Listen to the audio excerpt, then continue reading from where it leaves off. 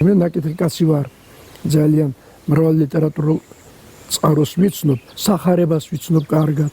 მართლმადიდებელი ვარ. მთელი რწმენით. ვიან გავხდი ასეთი, მაგრამ რწმენით გავხდი და როგორ გახდით ასეთი? როგორ გავხდი?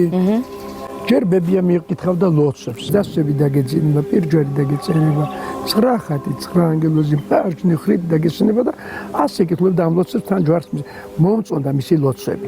მე კი ვიცინოდი, დავცინოდი ბებიას, პიონერი ვიყავი, კომკავშირელი ვიყავი და ვეუბნებოდი ბებია, სად არის ღმერთი კაც, მოეშო ღმერთს.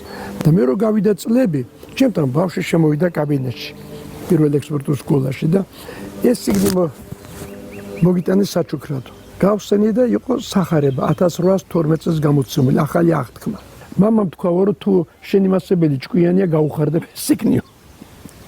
მე მანამდე არ წამეკითხა სახარება.